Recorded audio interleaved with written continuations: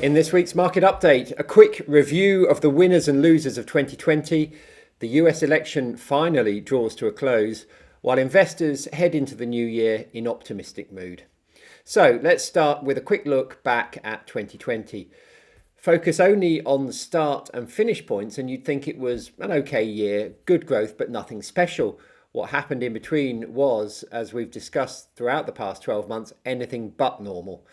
To take the S&P 500 as an example, the US index started the year at 3,231, ended it at 3,756. That was a 16% gain. Good, but actually the US market has risen by between 10 and 20% about a quarter of the time. What the start and end year figures don't tell you is that the S&P visited 2,237 along the way. The performance from the start of the year to the bottom was minus 44%. From the bottom to the year end was plus 68%. So lots of volatility and lots of opportunity to both make and lose money. All in all, a challenging year for investors and anything but normal. Growth focused shares headed the leaderboard once again. Large cap growth and small cap growth were the best two performing asset classes in 2020.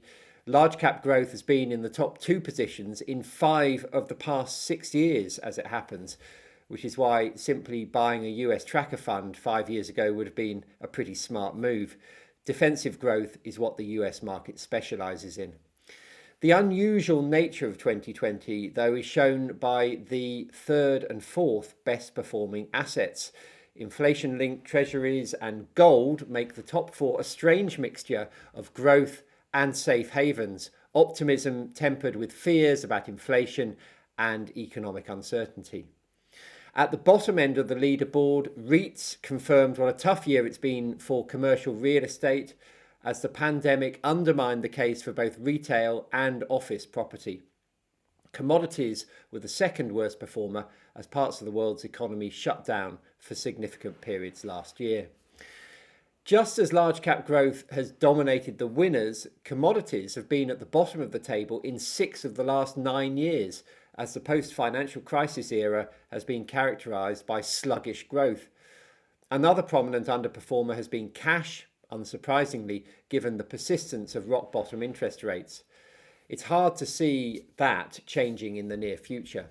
Cash, of course, has a role to play even if it offers next to no yield. In a volatile market like we had last year, some dry powder was essential if you were to take advantage of the opportunities. As we move into 2021, investors are broadly optimistic that this year will see a return to some kind of normal. European shares in particular are on the front foot thanks to the pre-Christmas signing of a trade deal between the UK and the EU. In the US, the focus over the holiday period was on a new fiscal stimulus package, and underpinning the optimism worldwide are hopes for a rapid rollout of COVID vaccines. The need for the new jabs has been highlighted in recent days by a fast deteriorating situation on the ground in many countries, particularly in Europe and the US. Restrictions continue to ratchet ever tighter here in the UK, with a third national lockdown, including further school closures, announced this week. Across the channel, a range of measures, including curfews, are being implemented in a bid to control the virus. Investors continue to look through the current worries in the main, however, with markers like the MSCI World Index hitting another record high this week and the oil price sitting safely above $50 a barrel. Yesterday, the FTSE 100 rose by nearly 3% at one stage and closed 1.7% higher. China also added to last year's strong gains as the new year opened. Only Wall Street cast a cloud, down 1.5%, as Donald Trump's refusal to go quietly started to look like an undeclared attempted coup in the world's leading democracy. The pound, sensitive to both Brexit and COVID news, is at its highest, nearly $1.37 since early 2018. Brexit finally reached a conclusion on Christmas Eve with the widely predicted 11th hour compromise enabling a pretty thin trade deal to be signed off on both sides before the end of the year, when, come what may, the UK was going to be out of Europe.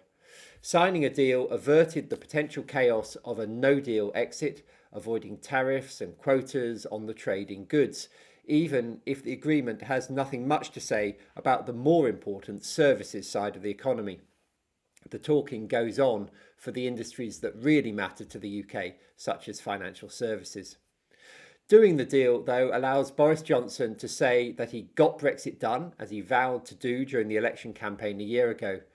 What is rather less clear is what Britain intends to actually do with its newfound control of money, laws and borders. By chance, however, the Prime Minister will this year have two big opportunities to present a global Britain agenda at the G7 summit in June and again at the COP26 climate summit in November, both of which the UK is hosting. At both, he will want Britain to be taking the lead as the world emerges from the pandemic and starts to build back better in a more sustainable way. Still, from an investor's perspective, what matters most is that the Brexit uncertainty has largely gone away. The hit to the economy has broadly been priced into what is one of the world's most out-of-favour stock markets. There's plenty of scope for catching up, and the London market may end up being one of the better performers of 2021. The big news this week from a market perspective could turn out to be political, however. Although we are 2 months on from the presidential election, the final result for the White House is yet to be confirmed by Congress. That should happen on Wednesday when the House of Representatives signs off on the Electoral College result that handed the White House to Joe Biden. Whatever Donald Trump is saying, the US institutional support for the democratic process looks secure. We must hope so. Even more important from a market perspective is the outcome of this week's runoff in the Georgia Senate race, which will determine whether or not the Democrats have control of both houses of Congress as well as the White House, the so-called clean sweep. To do that, they will need to secure both the Senate seats up for grabs after November's inconclusive votes. If the Democrats win both, the Senate will be split 50-50, and that means that Vice President Kamala Harris will hold the deciding vote. That could potentially unlock Joe Biden's more ambitious tax and spend agenda, although the wafer-thin majority in Congress means that the usual gridlock and horse trading in Washington is likely to continue through at least the next 2 years before the midterm elections. How investors respond to the Georgia outcome is uncertain. In some ways, a hamstrung White House is the best outcome for markets. On the corporate front, the first week of the year tends to be quiet. There's usually a big focus on how busy the shops were in the run-up to Christmas, and retailers and hospitality companies line up to provide their seasonal trading updates. This year, things might be a bit quieter on that front because it's pretty obvious to all that it was a difficult year. If we weren't already in a kind of lockdown, then we were clearly heading that way, and just living to fight another year will be the most that many businesses can hope for. That said, the early news has been positive. Next, the clothes retailer said it expects profits to recover quickly after the pandemic ends. It's benefited in particular from its online offering. And meanwhile, supermarket Morrisons said like-for-like sales rose 9% as shoppers stocked up on luxury Christmas treats like champagne and salmon.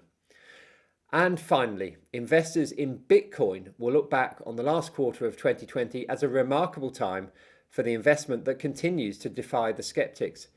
Hitting $34,000 at the weekend, the cryptocurrency has now trebled in value since the summer, with some observers talking about $100,000 as the next stop, while others denounce the rise as a speculative bubble with no fundamental value. The direction of travel from here is anyone's guess.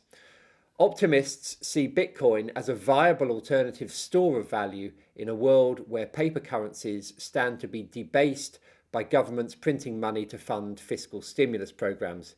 In this environment, Bitcoin is seen as a kind of digital gold, but it remains untested, unregulated, and impossible to value.